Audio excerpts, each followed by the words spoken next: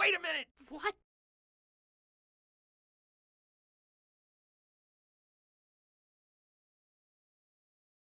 Hello. That's pretty much.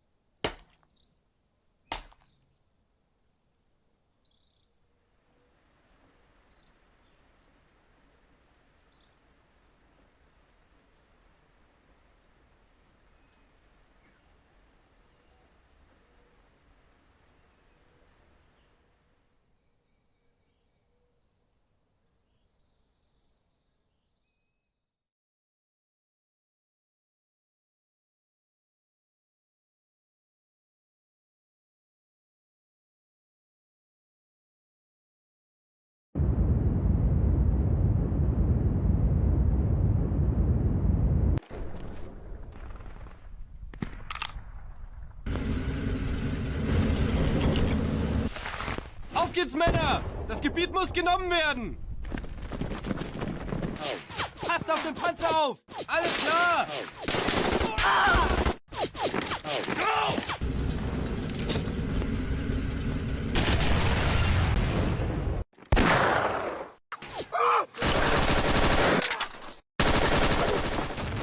Area clear!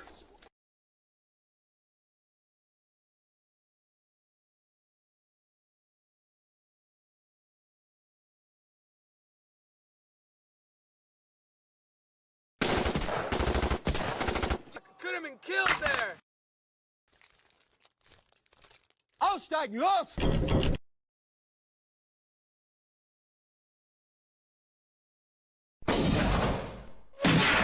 Alle Mann aussteigen!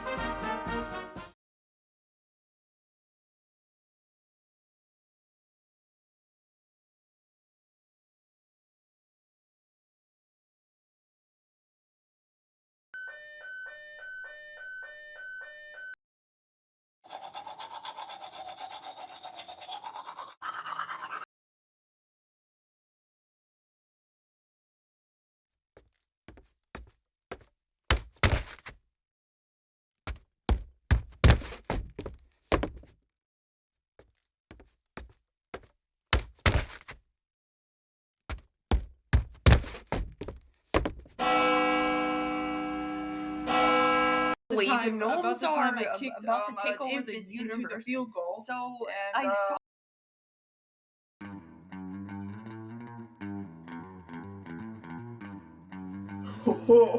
So you're approaching. I can't beat you up without getting close. Come as close as you like then.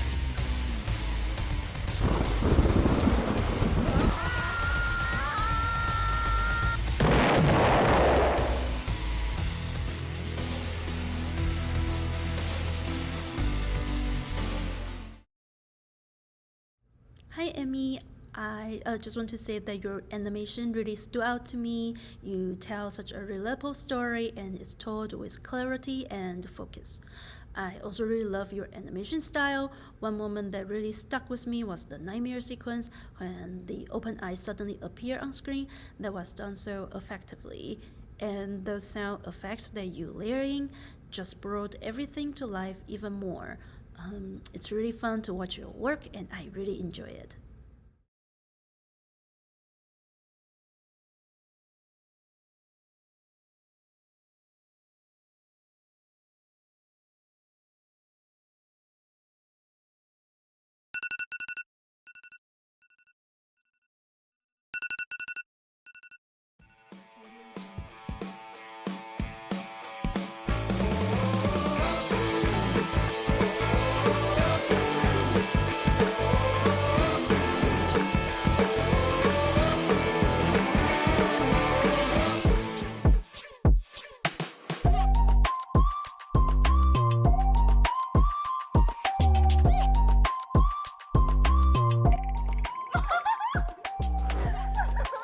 Girls, please head down to the resource room to work on your projects until the end of the day.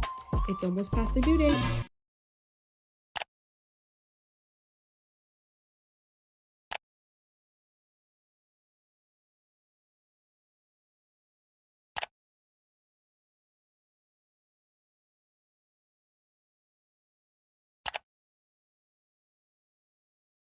Will do, Dr. Norton. All of my students are in attendance that I can remember. I will be evacuating all of my students immediately due to this fact, and I will, of course, ensure that no panic erupts. High regards, Miss Appid. Your problem is. My problem is your fate. You're so demanding over the project. Forget how to open it. It's not opening. Let me try move.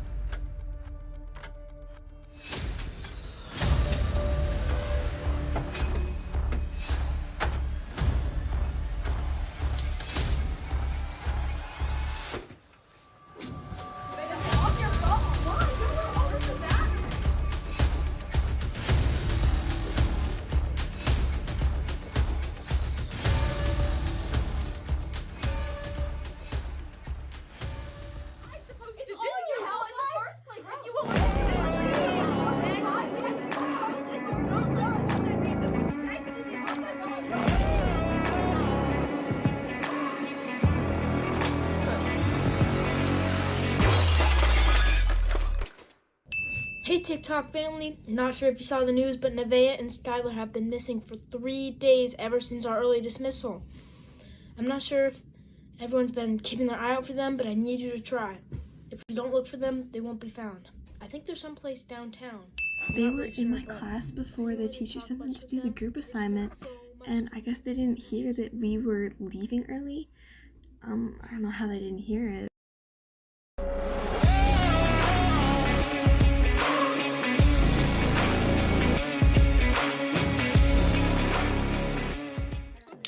Why are you all attacking me? I need some answers. We don't know what keeps us by. What's the point of living if we only live to die? I need some answers. We don't know what keeps us by. I got some questions weighing heavy on my mind. I need some answers. We don't know what keeps us by. What's the point of living if we only live to die?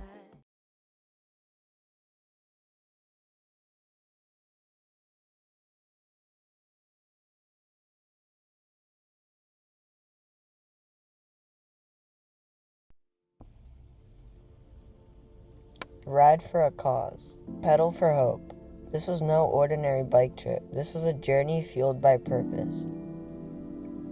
My dad and I set out from Ashland, Maryland, bound for York, Pennsylvania, tackling the scenic NCR Trail and Heritage Rail Trail, all to support the American Cancer Society, because every mile ridden brings us closer to a world without cancer.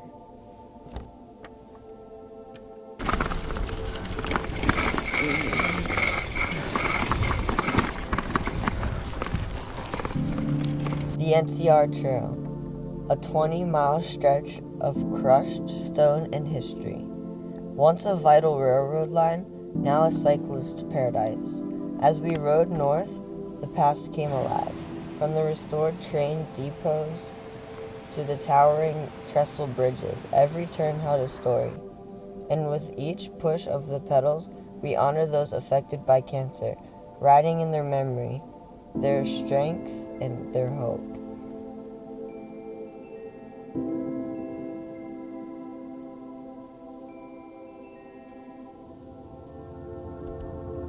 From the charming town of Moncton to the historic Gunpowder Falls, the trail connected us not just to the land, but to the communities that make this region special. And as we crossed into Pennsylvania, the Heritage Rail Trail welcomed us, leading us past rolling farms, Civil War landmarks, and the iconic Howard Tunnel. a relic from the age of steam.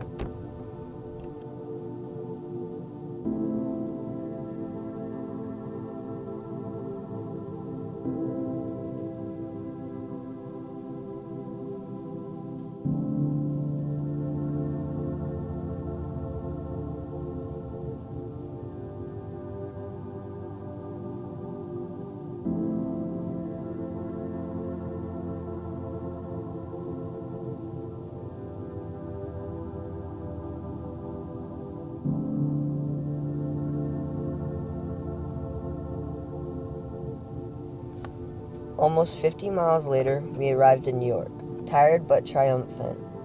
Because this ride wasn't just about the distance covered or the sights seen, it was about making a difference.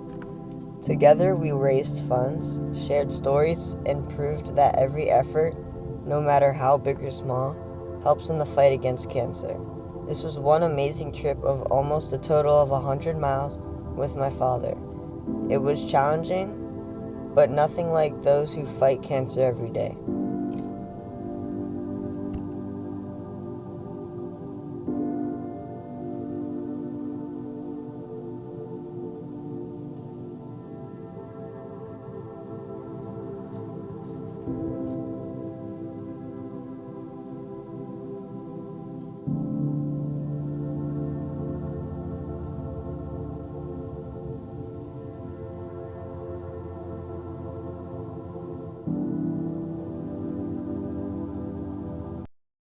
Free drinks. Look.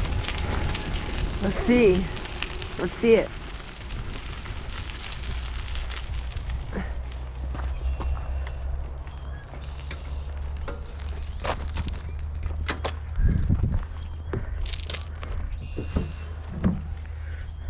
Anything in?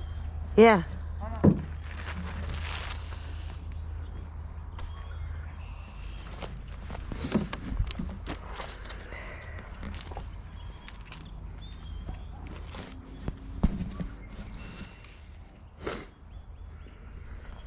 Here, let me get a picture of it. I'm gonna take like two. Girl magic.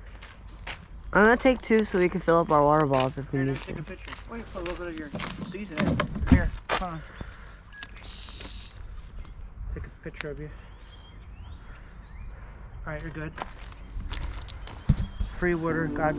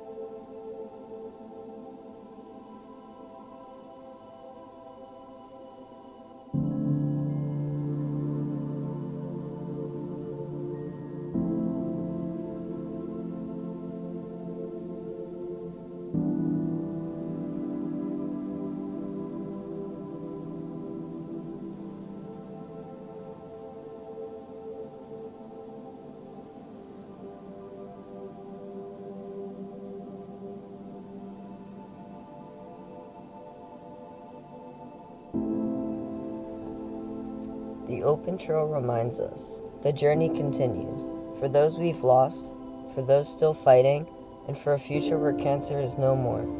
Until next time, keep riding, keep hoping, and keep making every mile count.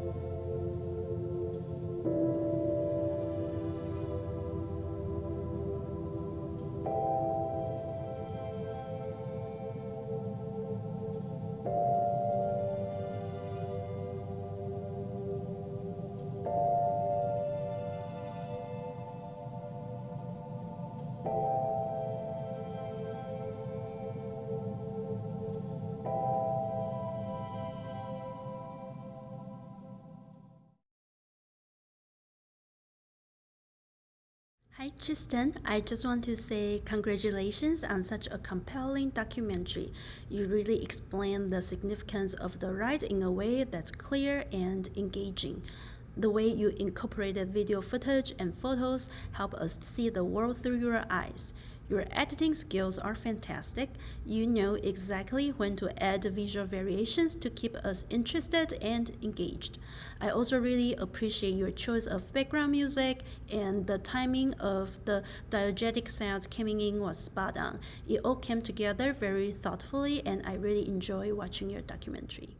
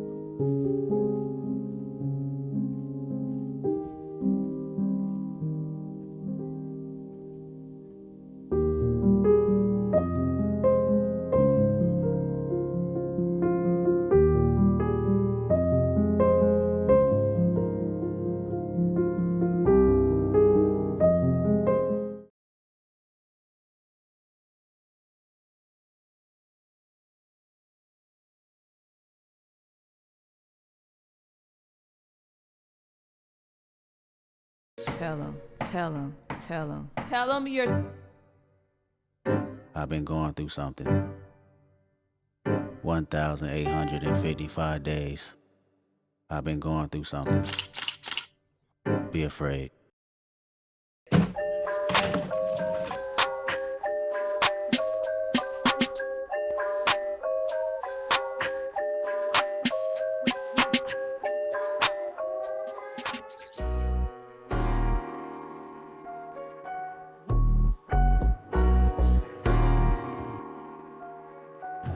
Yo, what's up, YouTube? So,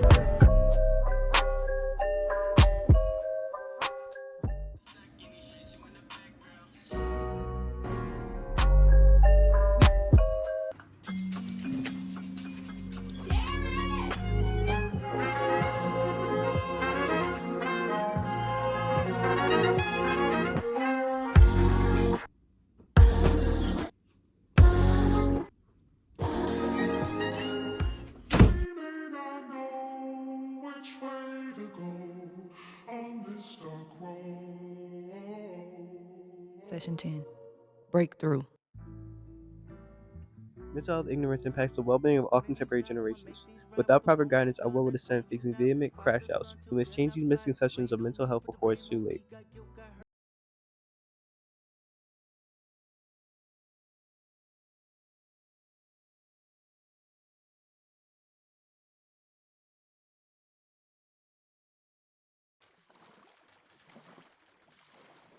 Man, I really like my new boat.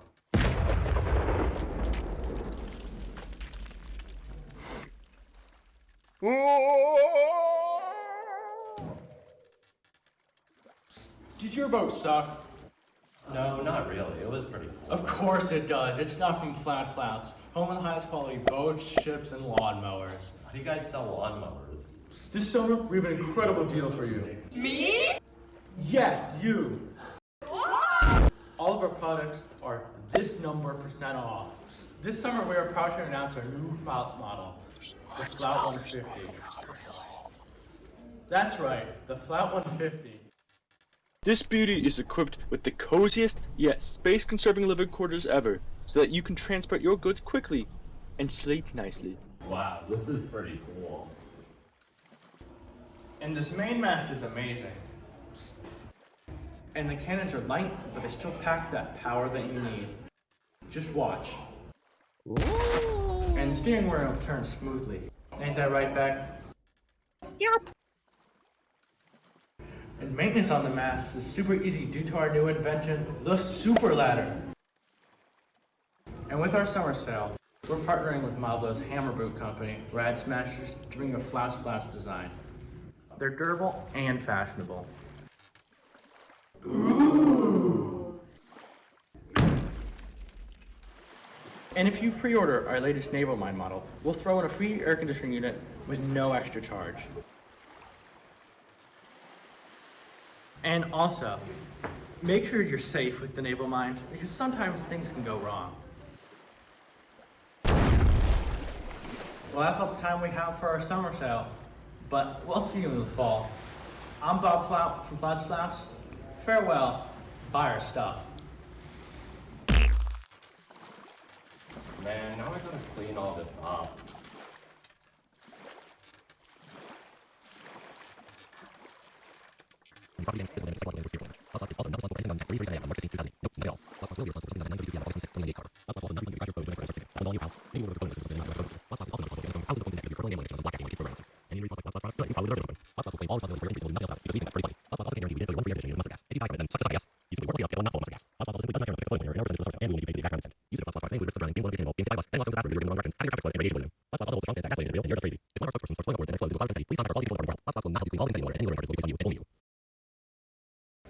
Flouse is approved by Christopher C.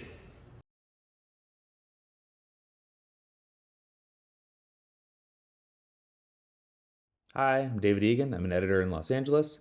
My pick for promotional video goes to Noah Gray and team for Flouts, the boat one. This was a very funny short that combined some really impressive green screen matting and 3D animation.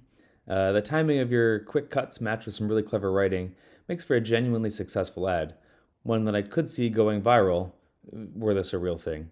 So while I may not know exactly what a flout is, I know I kind of want one. So congratulations.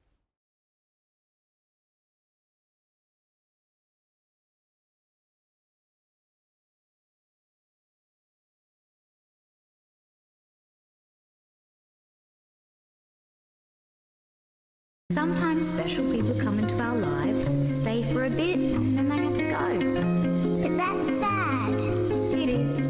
But the bit where they were here was happy, wasn't it? Yeah. We could have all peeped together. Maybe that makes it all worth it.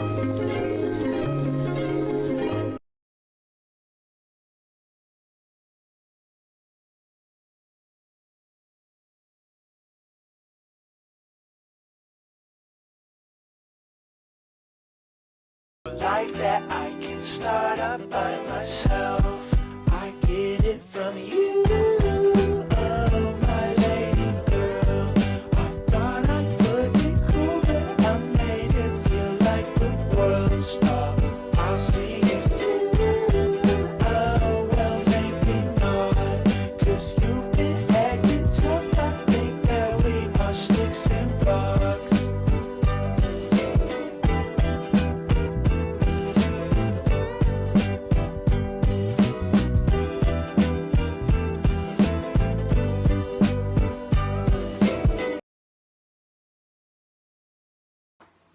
Hi everyone. It has been a pleasure judging your films and work. It hasn't been easy, but all films were presented well. My final selection of film was titled Cultural Coalescence by Mia Piazza and Curing. This film caught my attention from the start. The film depicted a strong use of clarity and mixed along with its musical soundtrack. The audio was clear throughout and its effective assistant in communicating the main idea. The audio enhanced the overall effect and it added value to the film's atmosphere. Clarity of using excellent compositions, camera shots, and transitioning really added to the film's cinematography. The film depicted an excellent use of transition effects and a smooth blend between scenes while still holding the viewer's attention. The film's creative style demonstrated a strong use of color, camera movement, technique, and originality. The film depicted a strong use of appeal throughout the film. Mia and Curing, great job. You have much success in your film making. Thank you.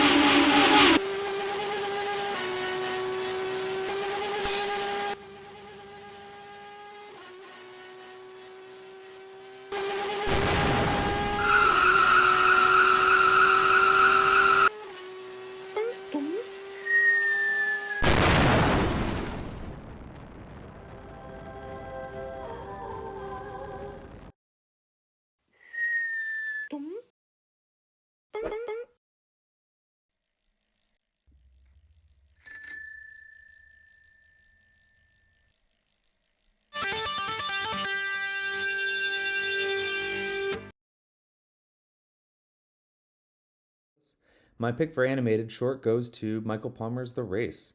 It's a really clever little short. The animation style is simple, but the character design is wonderful, and you make great use of limited frames to tell a lot of story. But as a comedy editor, the thing I appreciated most is your impeccable comedic timing. A good joke is a good joke, but a good joke told well is something else entirely. Your sense of comedic rhythm is impressive for someone your age. And I especially loved your timing on the countdown clock. That made me laugh out loud. Congratulations.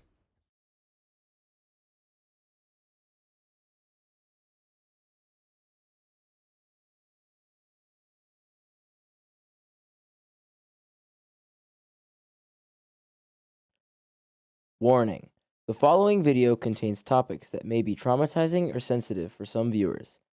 If you think that topics like this could cause harm to you or your well-being, viewer discretion is advised. D&D, and it's become popular with children anywhere from grammar school on up. Not so with a lot of adults who think it's been connected to a number of suicides and murders. Shotgun suicide. They were observing Daniel and Stephen Irwin, 16 and a reality. Michael suicide. 17, 14, obsessed with the game. Shotgun suicide. Irving Big Pulling, 16. Suicide. A suicide. Suicide of a... Police are blaming D&D. It's nothing but a witch hunt. And the list goes on, This curse he had received is not coincidence, not when you have careful Those people who are looking desperately for any other cause than perhaps their own failure as a parent.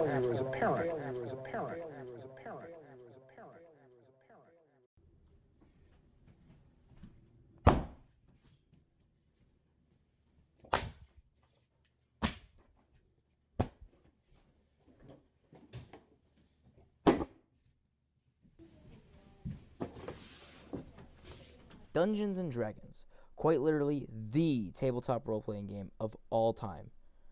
D&D's publisher, Wizards of the Coast, has generated over $1 billion in annual revenue since 2021.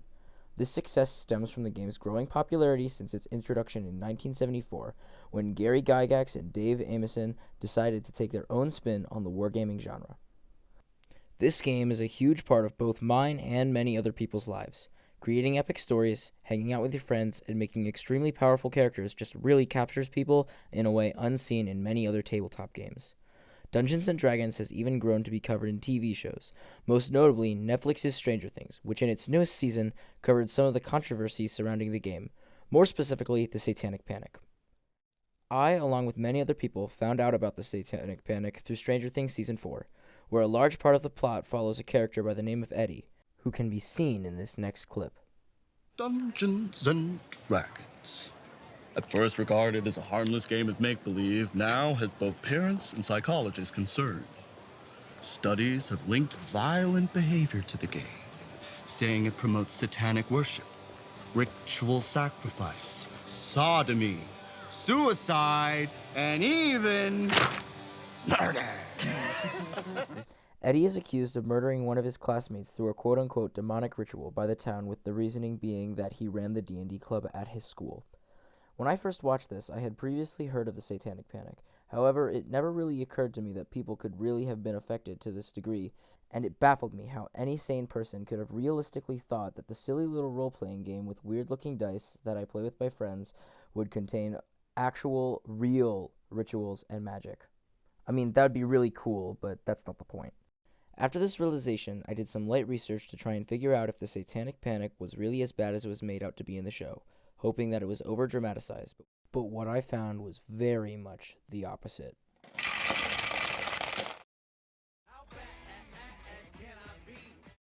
The Satanic Panic was a moral panic roughly in the 1980s that heavily involved the belief that there was a secret and manipulative cult that worshipped Satan, hence the name Satanic Panic. But where could this belief have even come from, and how was it associated with Dungeons & Dragons? Our story starts with a woman named Patricia Pulling, whose son tragically died by suicide. While looking through her son's stuff, Pulling found many books containing the Dungeons & Dragons material and other characters he had created. Looking through the books, she found many things, such as spells and monsters. This led Pulling to believe that Dungeons & Dragons was directly responsible for her son's death. Instead of looking at other factors, she doubled down on the idea that the game had supernatural and satanic influences and blamed it for the death of her child. Pulling became the founder of a group called Bothered About Dungeons & Dragons, or BAD. Original name, I know. Along with the rest of BAD, she published pamphlets, appeared on talk shows, and even claimed that Dungeons & Dragons contained real magic spells and rituals. Her book, The Devil's Web, and other propaganda spread out through the media, gained traction among religious groups and concerned parents. Then real media shows like CBS's 60 Minutes ran over-dramatized segments about the quote-unquote dangers of role-playing games, choosing to highlight the dark drama caused by the panic and what people believed over what anybody who actually played the game even said. I've never seen dice like these. All different sides. Six-sided. What's the point in that? They're for different things. The four-sided is used mainly for damage from a dagger and dart, and magic users hit points. Hit points is the damage that you can take before you die. There are those who are fearful that the game in the hands of vulnerable kids could do harm, and there is evidence that seems to support that view. It wasn't just crappy TV specials that nobody watched either. Major news outlets, including BBC and the Philadelphia Daily News, published stories warning of the supposed dangers of the game.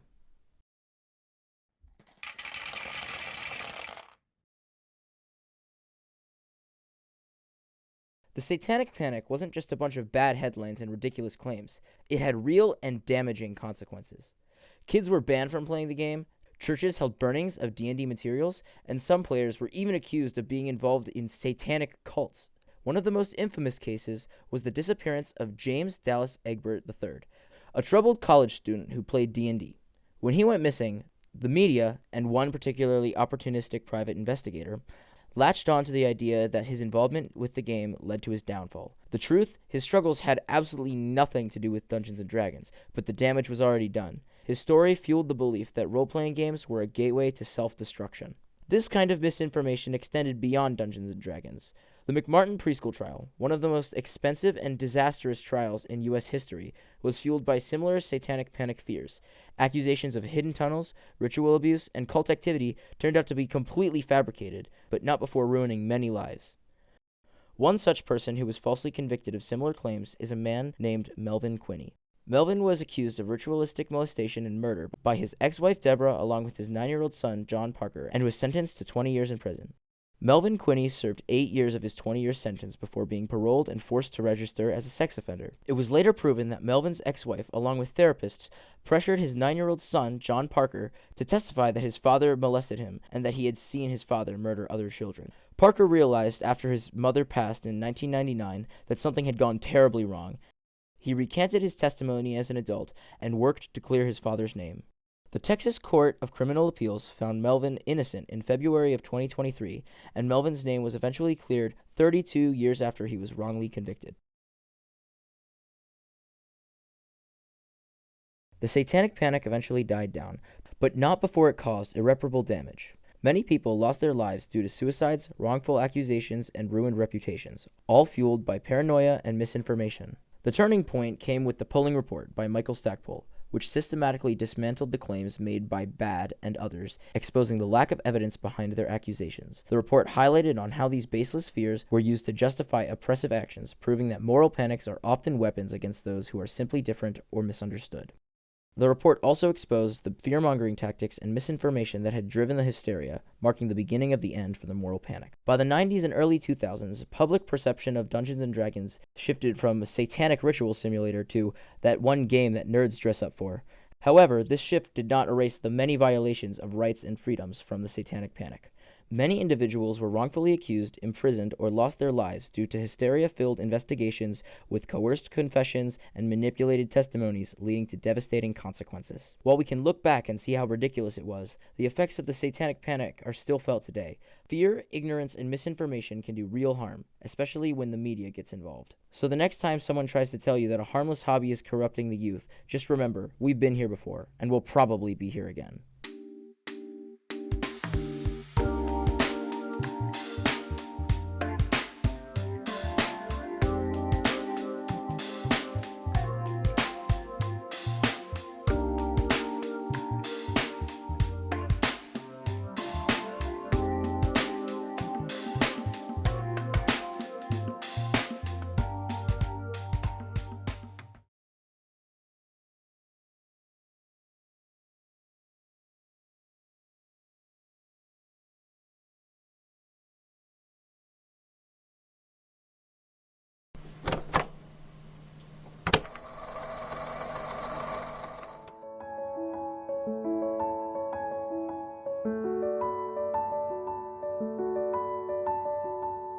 My name is Monica.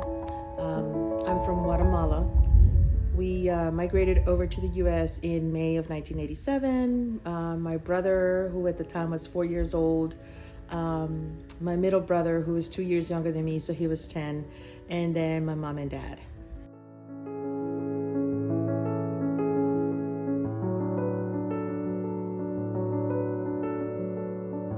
Back home, we had limited resources, so we didn't have as much money or opportunities. That's one of the reasons why we came, because, Dad couldn't get a job and we needed to be able to make a living. So coming to the U.S. was the best way. So it did improve our lives, coming here and being able to live the American dream.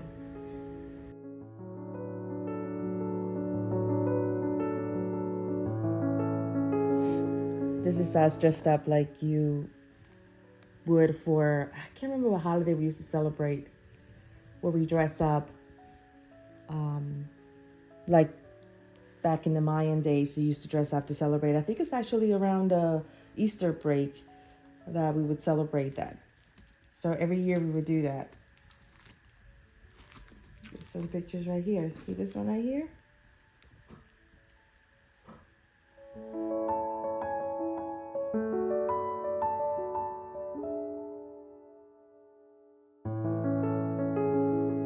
We came here in 1987, May of 1987.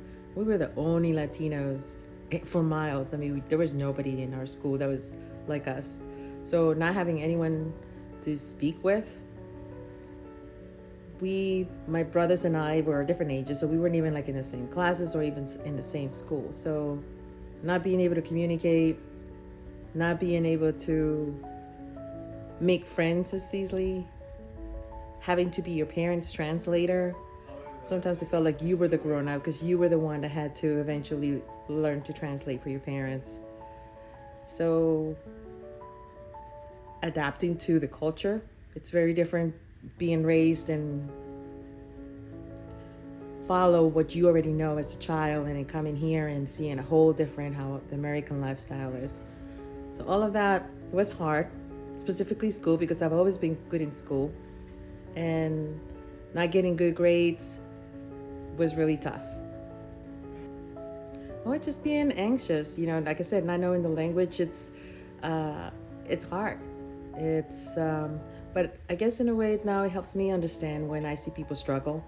I understand where they're coming from. So I guess overall it just made me a better person.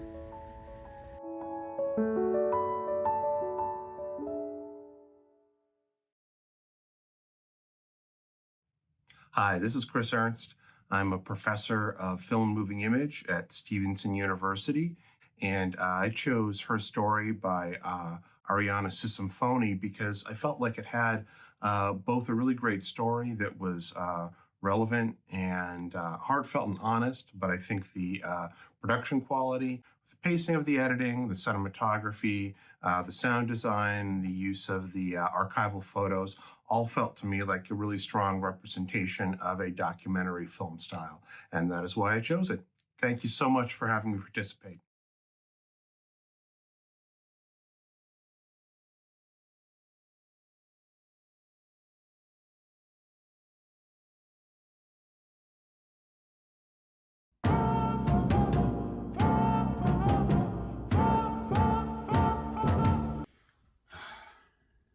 Guess I'll get up and do something productive.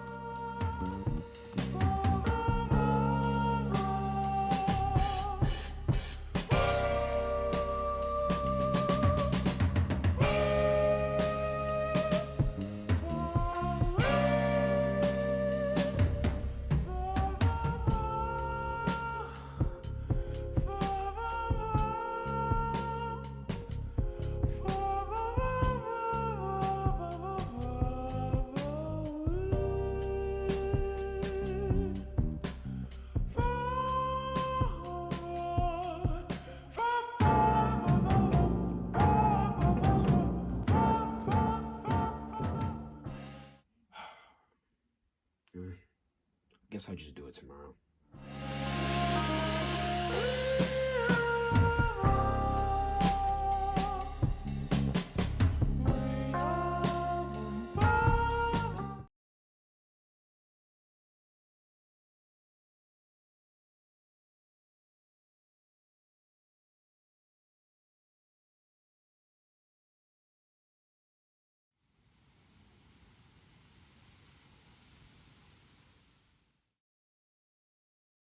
Things move too fast sometimes.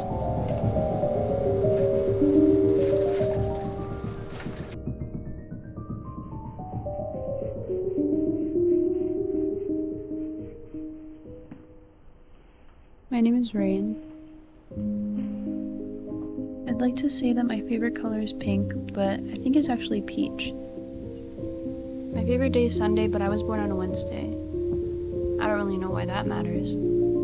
Sometimes things happen too fast for me, like when I get out of bed too fast and I faint. There's something funny about the feeling. I think it feels blurry and staticky, and it gets really hard to remember what happened. It's almost like a dream. When I think of dreams, I think of a place I'd always like to be. I think of Sundays outside and my family and my friends. I think of how I used to play outside with my brother and sister. My brother and I used to run around with our neighbors and blow bubbles. We used to chase the bubbles and pop them. But I think I noticed recently that I don't really like popping them as much as I used to anymore. Isn't that interesting? My cat watches bubbles. I don't think he likes them. My cat is my best friend. If I could, I'd take him with me to go back to the past. But I guess those feelings can stay between here and there in my dreams.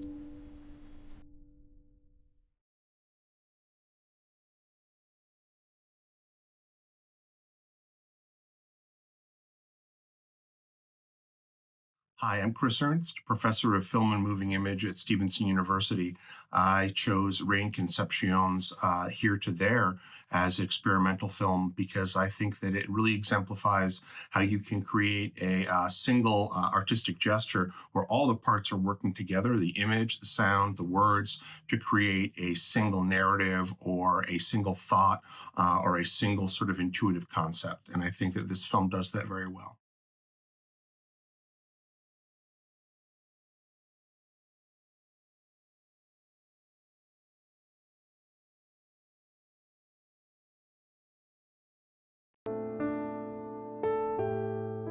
I stopped thinking about what day it is. It doesn't matter. Weekends feel the same. Holidays go by without me noticing. Time moves, but nothing changes. Not really. I don't clean much anymore.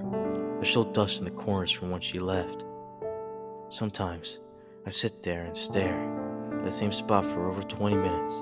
Not because I'm thinking, just because I'm tired. But not the kind of tired that sleep can fix. People ask if I'm okay.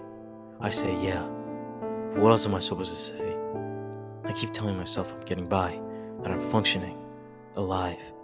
But it's like I'm watching someone else live my life from far away, like I left and never came back. I don't know what I'm waiting for. Maybe I'm not waiting for anything anymore. I think what hurts the most is how normal everything looks. Like the world just kept moving, like nothing happened. Her toothbrush is still in the cup. Her coat still hangs by the door, and sometimes for half a second I forget. I walk in expecting her to be there, humming something under her breath, trying to remember if she added salt to the soup. And I remember. It's like the air gets heavier all at once, like gravity's stronger in the room. And I just sit. Because what else can I do?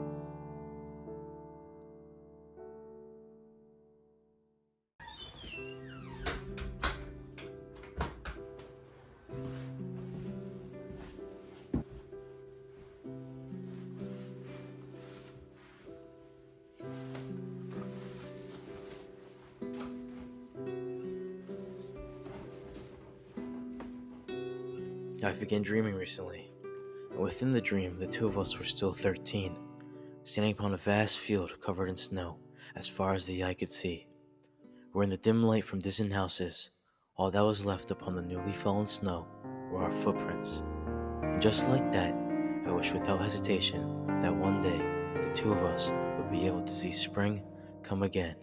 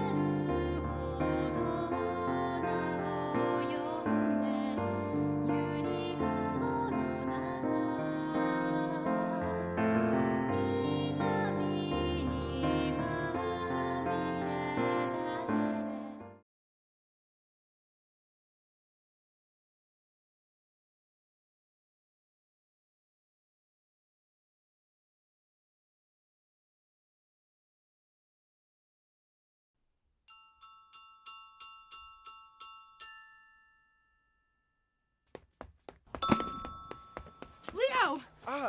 Luna. I've been trying to tell you about the moon. The girl in the wizard's cloak is Luna, and I'm Leo, her best friend. At least I used to be. Luna's pencil changed everything, and it didn't stop there.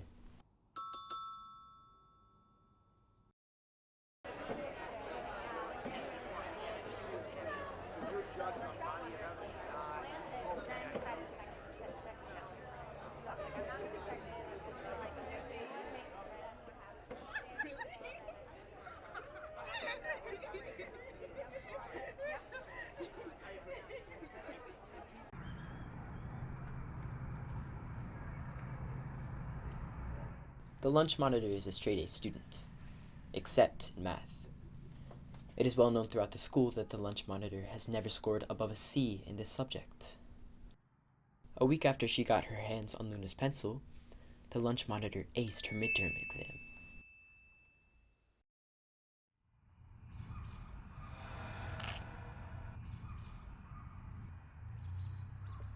The test was only the beginning, and Luna's backpack was the key to it all.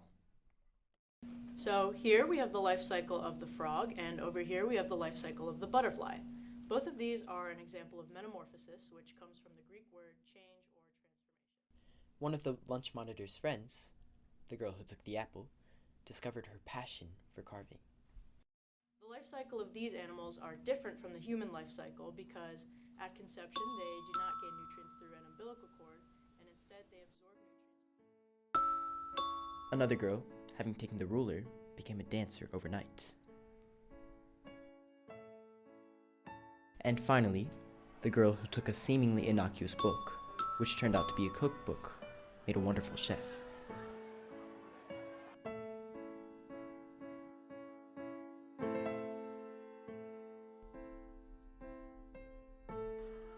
Everything seemed to be working out pretty well for everyone except me.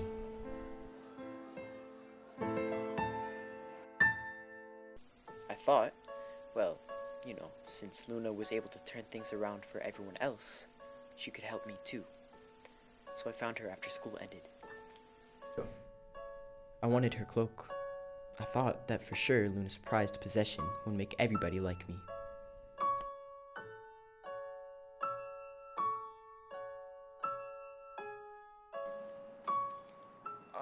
Not really. What about sitting together at lunch? What happened to riding the bus together all those years? What about those poems you would write? When I'm with you, people just think I'm weird. Then I want you to have this.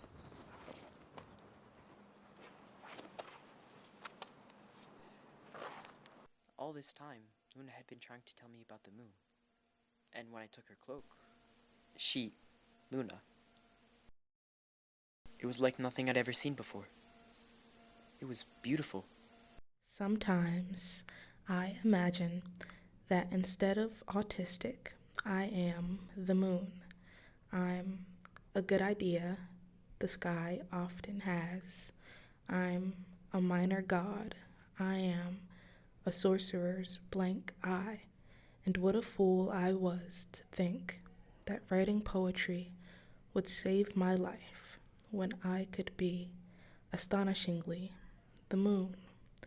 Then it comes to me, if moonlight on water is light talking to itself, moonlight lapping at the stars is light talking to God.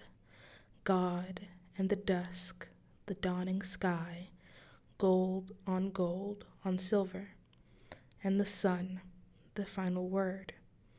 And it comes to me that I don't have to write poems about my autism anymore. I'm crescent, full like the head of a nail, half like a devil's intricate heart, the stars hooked to my finger. Life is a joke I am in on, and all the other jokes too. The soul, for example, the soul. I call out like an idiot.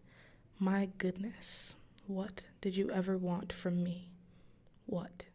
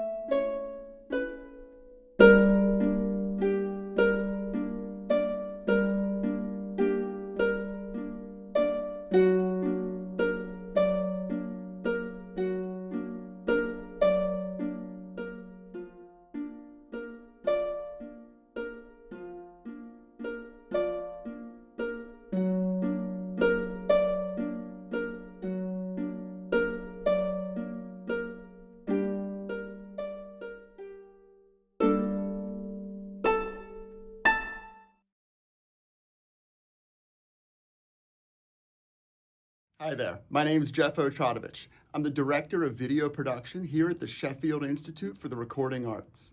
This year, my selection for high school narrative film was Leo and Luna. It honestly blew me away from the jump. Your animation mixed with your story and, oh man, that writing. Seriously, keep up the great work. I cannot wait to see what this crew makes next.